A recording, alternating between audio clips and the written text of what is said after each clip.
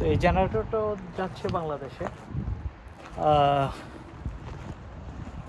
এইখানে আমাদের যে লোডিং ইয়ারটা আছে আসলে এটা একেবারে এখানে নরফল্ক, ভার্জিনিয়া নরফল্ক যে পোর্টটা আছে, পোর্ট থেকে মাত্র 7 মিনিটের ড্রাইভ এবং খুবই ক্লোজ।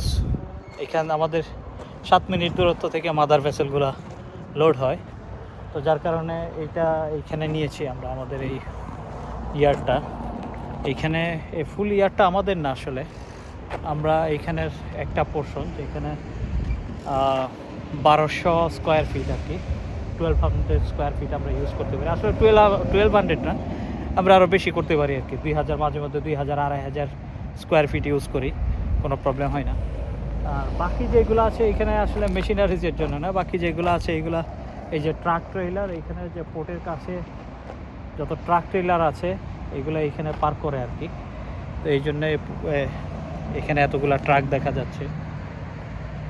এই আর কি আমাদের ভার্জিনিয়া ইয়ার্ড। আমাদের আরেকটা আছে শিকাগোতে, ওইটাও কম্বাইন্ড। আরেকটা আছে বাল্টিমোরে।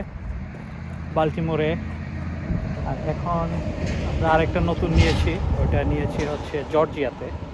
তো আমরা আশা করছি জর্জিয়া আর হচ্ছে এই নরফল্ক এখন যেখানে আছি, এই দুইটা আমরা পার্মানেন্টলি একটা সেট আপ করে ফেলবো। এখন এইখানে আমাদের যে লোডিং সেট আপ আছে এটা তো ভালো না। এখন আমরা অলরেডি একটা এগ্রিমেন্টে যাচ্ছি ওই ল্যান্ডলর্ডের সাথে। ইনশাল্লাহ আমরা খুব শীঘ্রই এখানে ফুল সেট আপ করে নিতে পারবো। তো আপনারা দোয়া করবেন। আমি একজন বাংলাদেশি হিসাবে আমেরিকা থেকে এই ইউএসডি ইকুইপমেন্টগুলো আমি এক্সপোর্ট করছি। আমি চেষ্টা করছি ভালো কিছু করার জন্যে। আপনাদের যদি কারো মেশিন যে কোনো ধরনের হেভি ইকুইপমেন্ট লাগে অবশ্যই বলবেন, অবশ্যই জানাবেন আমাদেরকে। আমরা চেষ্টা করব ভালো কোয়ালিটির মেশিনগুলো দেওয়ার জন্যে।